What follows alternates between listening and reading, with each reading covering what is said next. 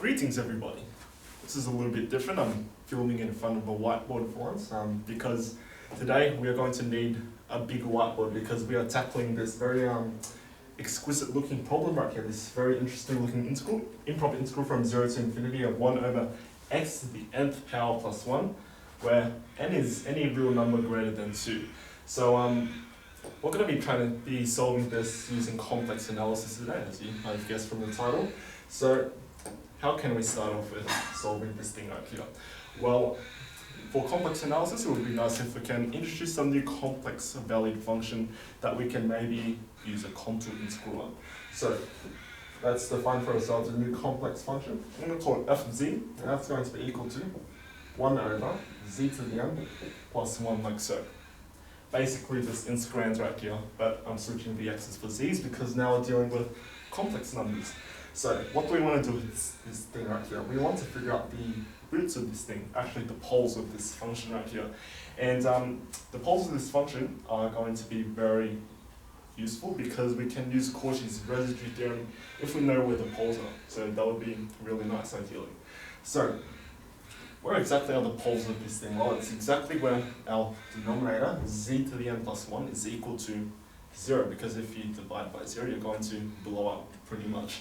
So we want to pretty much solve where z to the n plus 1 is equal to 0, and that's going to give us the locations of our poles. So for solving this, pretty standard, z to the n equals -1. And now right here, we need to do a little bit something more smart, because we can't just take the nth root on both sides. It would be pretty weird if we take the nth root on both sides, because we're dealing with a real number, and we need complex numbers as our solutions.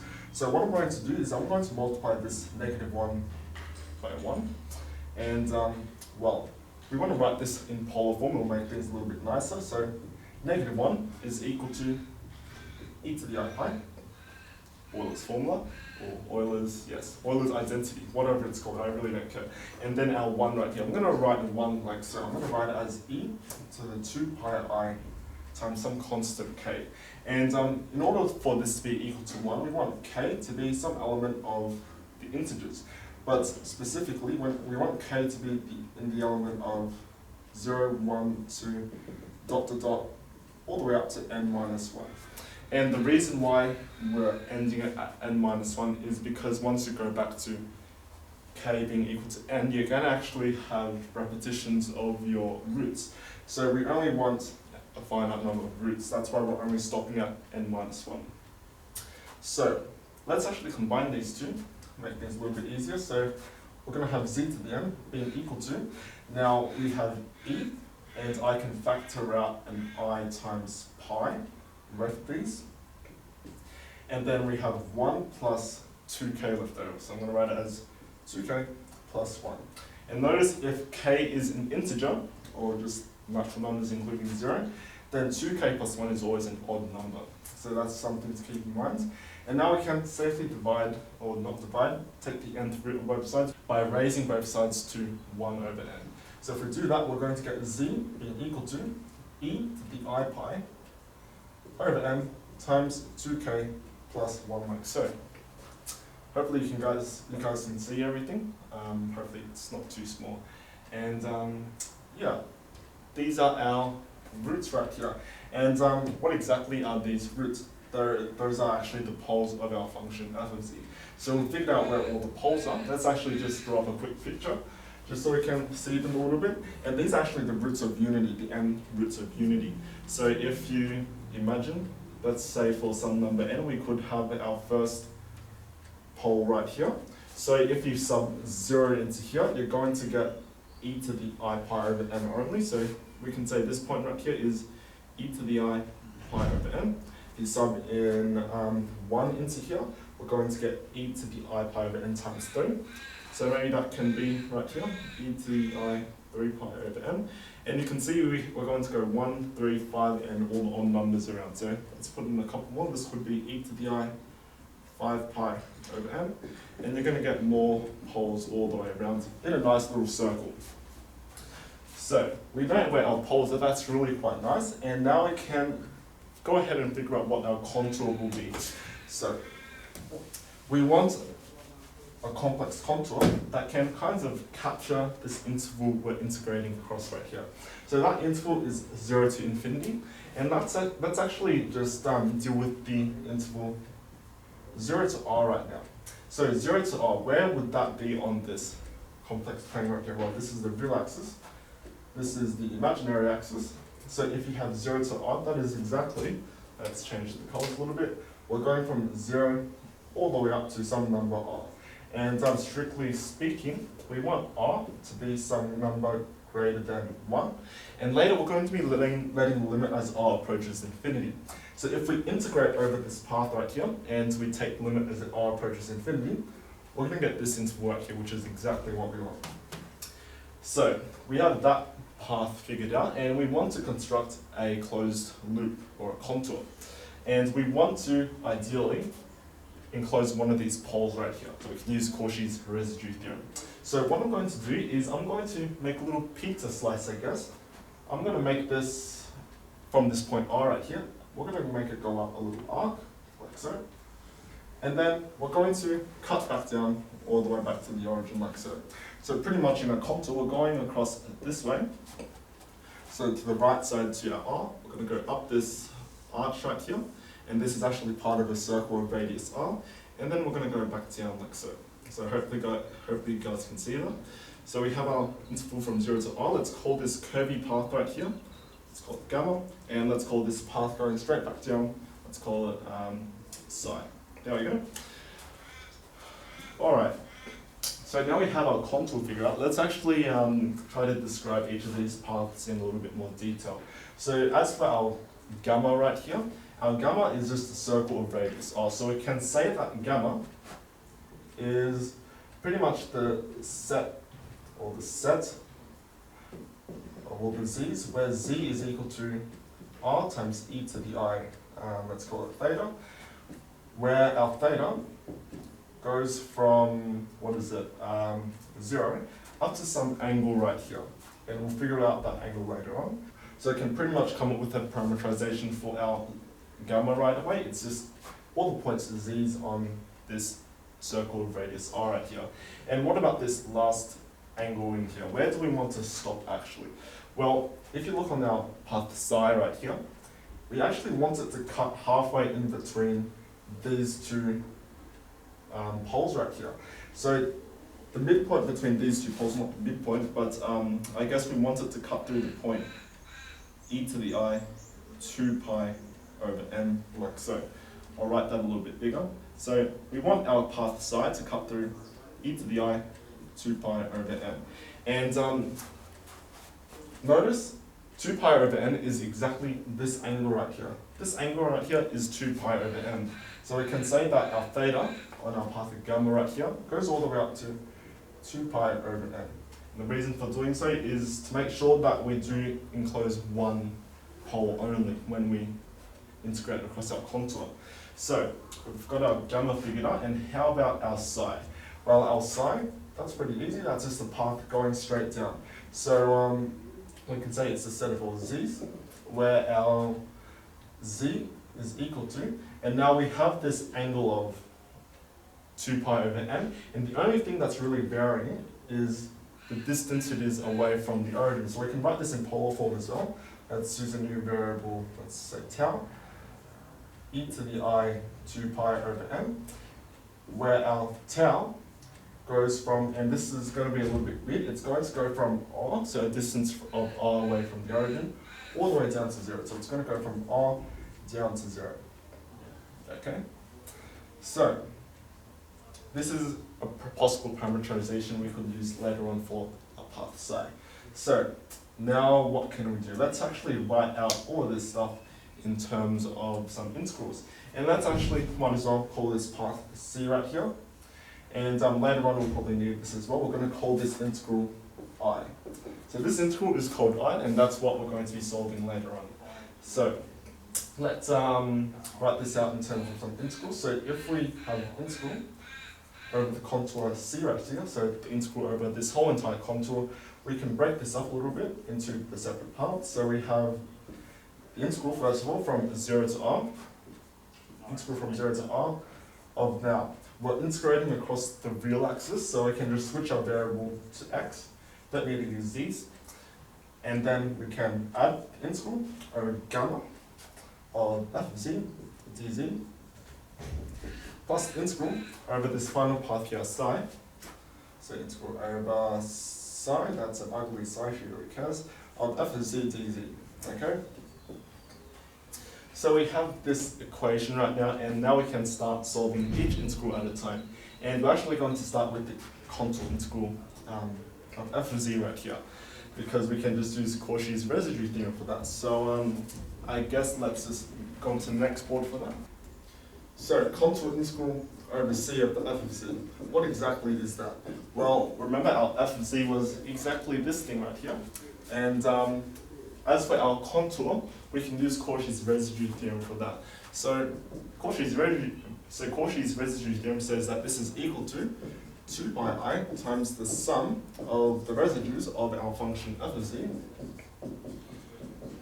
And the sum of the residues, all the residues are actually evaluated at all the poles inside of our contour. And we only have one in this case. So we pretty much can rewrite this as 2 pi I times the residue at z being equal to that particular pole right there, so e to the I pi over m of a function f of z. And what exactly is the residue? We can write this as a limit, so this is 2 pi I times the limit as z approaches our pole, e to the I pi over m. Oh, now we have z minus our pole times our function. Now our function is 1 over z to the n plus 1. So 1 over z to the n plus 1, like so. And this is the limit we have to evaluate right now. So you see, if you just directly sub e to the I pi over n into this numerator part right here and this denominator, we're actually going to get a 0 divided by 0 situation. It's quite clear from the numerator. As for the denominator, remember that we said each of those poles are solutions to the zeros of z to the n plus 1. So if you sub each of those poles into z to the n plus 1, we're going to get a 0. So right here we have a 0 divided by 0 situation. So we can use L'Hopital's rule, which is quite nice. So this is equal to 2 pi I. And now we still have the limit as z approaches e to the I pi over m of differentiating the top, we have just 1. So 1 over. And then differentiating the bottom, we have n times z to the n minus 1, just basic power rule. So n times z to the n minus 1. And let's rewrite this a little bit. Let's bring the n to the outside. So we're going to have 2 pi I over m times the limit as z approaches e to the I pi over m of. And I'm going to write z to the n minus 1 as being z to the 1 minus n. So just multiplying this exponent by a negative, and then we can flip it up to the front. Or the top. So z to the 1 minus n, we can break this up even further to z times z to the minus n. And now we don't have any issues with the zeros or anything blowing up, so we can just directly plug our e to the I pi over n into this expression right here. So if we do so, we're going to get 2 pi I times, actually over n, times, well, we have our z right here, so is this going to turn into e to the I pi over n. And then we have z to the minus n right here. And if we plug that in, we're going to get e to the I pi over n times negative n. And we have this n on the denominator of the exponent right here. That's going to cancel out with this n in the exponent right here. So pretty much, we're going to get e. We still have this negative right here. That's still hanging around. So e to the negative I times pi. And e to the negative I times pi, that's this negative 1. So this is overall equal to, in the end, negative 2 pi I over n times e to the I pi over n. Okay, and this value right here, this is exactly the value of our contour over c of f of z dz, like so. So we've figured out one part of our integral equation right here. So I guess we might as well take the limit as r approaches infinity on each of these parts as well. Notice if we take the limit as r approaches infinity on our contour integral, c, it's actually not going to change the value because we're still going to be enclosing this one pole. And as long as we enclose this one pole, it doesn't matter what our contour is, the value will still stay the same. So that's part of Cauchy's residue theorem right there. So in the limit as our r approaches infinity, I'll just write it like this. Our contour integral over f of z is going to evaluate to negative 2 pi I over n times e to the I pi over n, like so. That's the first part done, and now let's figure out the next part. So the next part right here, this is pretty easy. If we take the limit as our r approaches infinity on this integral right here, remember f of x is just this thing with x's, so basically this thing right here. If we take the limit as our r approaches infinity, we're actually going to get back to this integral right here, which is what we want. So in the limit as our r approaches infinity, this integral will just evaluate to I. So this is going to become just an I, like so. Now let's do the next part, integral over gamma. We can use Jordan's lemma for this to show that it's equal to 0, but I'm just going to actually do it from scratch. So let's actually use this whiteboard again. Hopefully it won't take too long this part, because usually integral over this curvy path right here using Jordan's lemma, proving that takes quite a while. But yeah, I'll just go through it quickly. So integral over gamma of our f of z dz. Okay, so first of all, let's just plug in the definition of our f of z. So this is equal to the integral over gamma of 1 over z to the n plus 1 dz, like so. And now we want to parameterize our path of gamma. Good thing is we have this kind of definition for our gamma right here. It's all the z's on this circle right here, r times e to the theta.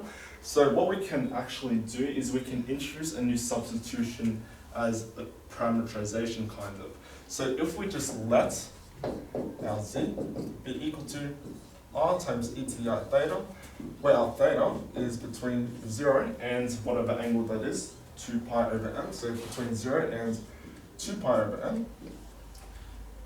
That means we can differentiate both sides, so dz is equal to I times r e to the theta d theta, just some standard differentiation right there. And we can plug all of this information into this integral, so that's going to result in the integral. Now our new interval is not gamma anymore, it's actually going to be from 0 to 2 pi over n, because we're switching over to our variable theta. So we're going to have integral from 0 to 2 pi over n of 1 over, and then now our z becomes r e to the I theta, and we can distribute the exponent into the multiplication or the product, so we're going to have r to the n times e to the I times n times theta, like so. And then we have a plus 1, and then our dz becomes I times r e to the I theta d theta, like so. And now we have our integral in this format here. It's really nice because we're dealing with a real variable actually, because our theta is a real variable. So what we can do now, we want to estimate this integral a little bit, so let's actually call this integral j. So we can just call this thing j right here. So j is equal to that thing, and to estimate it, we just take the absolute value of j. So absolute value of j, and we can actually use the integral inequality for this, because you see we have a real variable theta right here, so we can move the absolute value into the integral pretty much. So we have the integral from 0 to 2 pi over n of 1 over, same junk, r to the n, e to the I, n times theta plus 1. And then, now actually, we've got the absolute values there, so absolute value in there. And then we can just take the absolute values of each of these parts actually. Absolute value of I, that's just 1. Absolute value of r, that's just some really big number, so we can just actually move that up to the front. And then absolute value of e to the I theta, that's just some complex number on the unit circle, so that's going to give us a 1, so don't need to worry about that, which is nice. And d theta like so. And we can actually split the absolute values up into the top and the bottom. Absolute value of 1 is just 1. So pretty much we're just dealing with the absolute value of this thing right here. And what is that going to evaluate to? We want to estimate this part a little bit further, and we're going to be using the reverse triangle inequality. So I guess I'll just do that on this whiteboard, just to give it a bit more space. So what do we have? We have the absolute value of r to the n, e to the I, n times theta, plus 1. Okay. if we want to use the reverse triangle inequality, it says that if you have the absolute value of a minus b, that's greater than or equal to the absolute value of a minus the absolute value of b. Oops. So we kind of want to transform this thing right here into this expression. And how can we do that? Well, first of all, we need our negative right here. So let's actually subtract a -1. That's first start right there. And now we pretty much have it in this form, so we can just use the reverse triangle inequality. So we can say that this is greater than or equal to the absolute value. Now, the absolute value of this thing right here, absolute value of r to the n is just r to the n. And remember, r to the n will be a really big number, so we don't have to worry about it being negative. It's strictly greater than 1. So we're just going to have r to the n, absolute value of e to the I, n times theta. Well, n and theta are just some real numbers, it doesn't really matter. So that's just going to be some complex number on the unit circle. So that's just going to be 1 in the absolute value. And then minus absolute value of -1 will just be 1. Okay. And you see, here we have this thing on the denominator. So the nice thing is with the reverse triangle inequality, if we reciprocate both sides, take the reciprocals of both sides, we're actually going to flip the inequality, making this thing less than or equal to something else. So that's how we can further estimate our contour, not our contour, our integral. So if we have 1 over this thing right here, r to the n, e to the I, n times theta plus 1, we know that's going to be less than or equal to 1 over the absolute value of r to the n minus 1, but the big but, our r is strictly greater than 1, so 1 to any power is just 1. Minus 1, that's just going to be 0 in the smallest case. So this thing right here is never negative, so we can just get rid of the absolute value. So we have this expression right here, or this integrand, is less than or equal to something else. So we just found the new upper bound for this integral. So what can we say about this? We can say that this is less than or equal to r times the integral from 0 to 2 pi over n of 1 over r to the n minus 1 d theta. And you see this thing right here, this integrand, there is absolutely no thetas in it, it's just some random constant. So I can just chuck that out to the outside, so this is equal to r over r to the n minus 1, integral from 0 to 2 pi over n of d theta. And this is just a standard integral to evaluate, and it's going to give us r times r to the n minus 1 times 2 pi over n. Okay, and this thing right here, this is one of the upper bounds for our integral over gamma. And this is our upper bound, but later we want to take the limit as our r approaches infinity. So if our r approaches infinity on our contour over gamma, if this is an upper bound, we can also take the limit as our r approaches infinity on this thing. So if we take the limit as r approaches infinity on our integral over gamma, that's going to be less than or equal to the limit as our r approaches infinity of r over r to the n minus 1 times 2 pi over n. And you can see quite clearly that this thing actually goes to 0. You can use L'Hopital's if you want to turn it into the limit into r approaches infinity of differentiating the top. We're going to get 1, and then we're going to have r to the n minus 1 like so, times some constant. Really doesn't matter what constant. Let's just call that constant c because it's going to disappear anyways.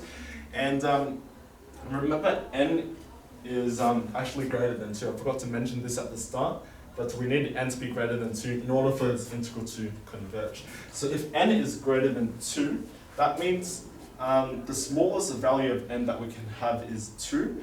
And if n is 2, we're going to have 2 minus 1, which is 1. And that's just going to result in 1 over r.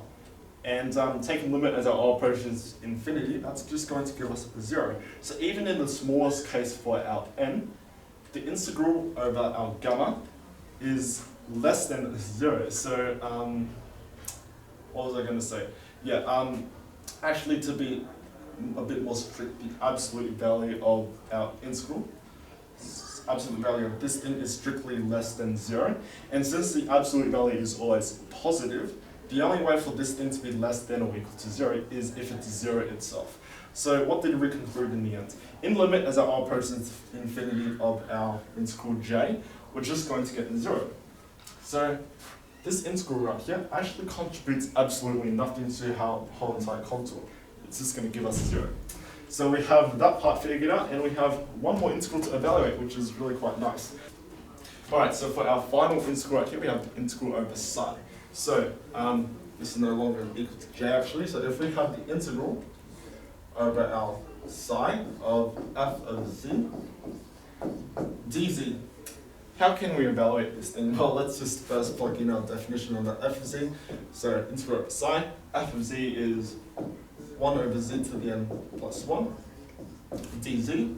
And remember we kind of parameterized our path psi already as being this thing right here, some tau times e to the I pi over n. So we can just introduce a new substitution to parameterize this thing. So if we let our z be equal to tau times e to the I 2 pi over n. And we actually want tau, since we're going downwards on this path right here, we want our tau to start at r and go down to 0. So the set notation, not the set notation, interval notation will be a bit weird because we're going from a big number to a small number, but it will make sense later on. So we can differentiate both sides.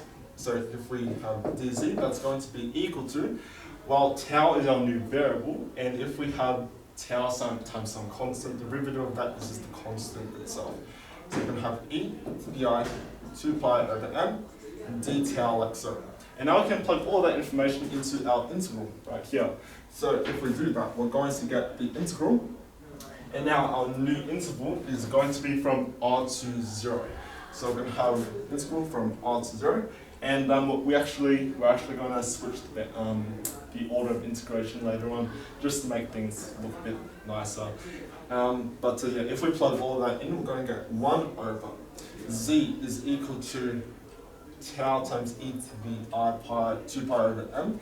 So we should get tau to the n. And if we raise this e to the I 2 pi over n to the nth power, notice that the n's actually going to cancel out, and then we're going to be left with e to the I times 2 pi. But e to the I times 2 pi, that's exactly 1.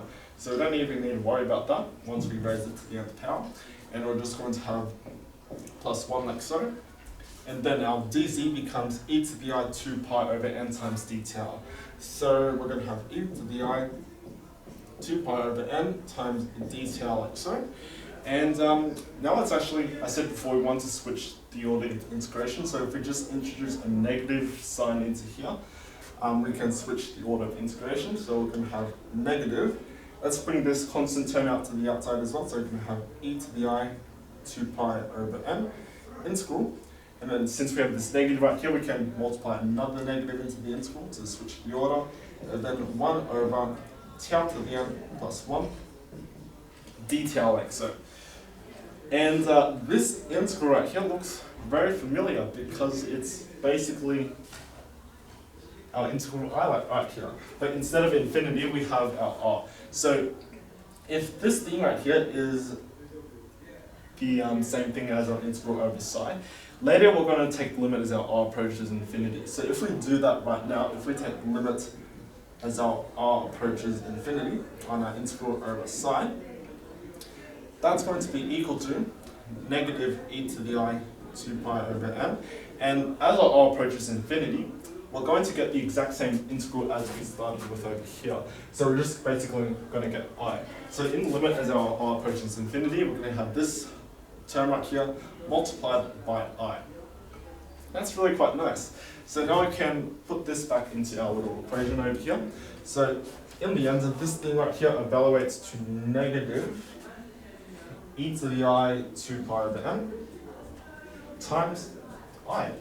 So we've evaluated all our integrals, and now it's finally time to figure out the final value for our I. So I guess we'll just do it on this whiteboard again. So what did we end up with right here? We have this equation right here, which has a bunch of i's and random stuff in it. So it would be nice if we can isolate our I, because our I is the value of our integral, which is what we want to find out. So what do we have over here? I'll just copy it over. We have 2 pi I over n times e to the I pi over n being equal to I, and our 0, we're not going to write that down because it's useless, and then minus e to the I pi over 2 pi over n actually, times another I. Alright, so what can we do right now? Let's actually try to get rid of this exponential term on the left hand side by multiplying both sides by e to the negative I pi over n. So if we do that, this thing's going to cancel out, so we're just going to be left with 2 pi I over n being equal to I, and remember we're multiplying by e to the I negative I pi over n. So e to the negative I pi over n like so. Minus, and if we multiply this thing by e to the negative pi over n, we're just going to be left with I times e to the, actually just one I because we have 2 minus 1 which is 1. So e to the I pi over n, like so. And we can, what's it called, factor out our I right now. So we have 2 pi I over n being equal to I, and then now we have, let's actually switch the order of these and get rid of this negative over here. So we can pretty much bring this negative onto the other side and switch the order of these. We'll see why in a second, because things will look a bit familiar. So we're going to have e to the I pi over n minus the other bit. So minus e to the minus I pi over n. And this thing right here, we have 2 exponential terms in their respective exponents. We have one without a negative and one with a negative. And we have a negative sign right here.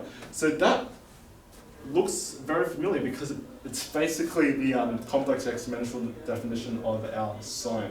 So remember our sign, if we have, I think I made a video on this in the past, I probably have, but if we have sign of some complex number z, for example, we can express this as the complex exponential definition, which will be e to the iz minus e to the minus iz over 2i. And we basically have this in the exact same form, except our z is pi over n in this case. And also we're missing this division by 2i, but the nice thing is we have this 2i waiting for us over here, so we might as well divide that through. So on the left hand side, we're just going to be left with pi over n being equal to I times, now we have e to the I pi over n minus e to the minus I pi over n. And remember we're dividing 2i on both sides, so we're going to have 2i like so. This thing right here, that's really quite nice, you probably guessed it already. That's going to give us I times the sine of, and now we have this pi over n right here in both these exponents, so it's going to be sine of pi over n. We're really quite close now because now we just need to isolate our I by dividing both sides by sine of pi over n. So in the end, our I is equal to, what do we have? We have this pi over n right here, divided by sine of pi over n. So sine of pi over n. And that is basically our final result. So let's bring that onto the main whiteboard. We found out in the end that this thing right here actually evaluates to, surprisingly, pi over n times the sine of pi over n. Pi appears in there, which is quite nice. A random sign appears in here, which is quite interesting. But yeah, we've figured out this integral. That's really quite nice. And yeah, hopefully this video wasn't too long. I think I went for quite a bit. But yeah, that is our final answer. Hope you guys enjoyed this video. This was quite a long one, I guess. But yeah, there you go. Let's box this. That's quite a nice result.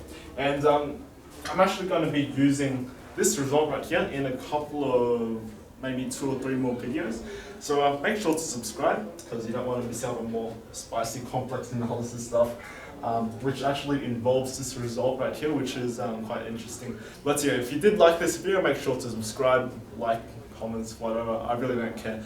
But yeah, hope you guys have a wonderful day and I'll see everyone later. Bye bye.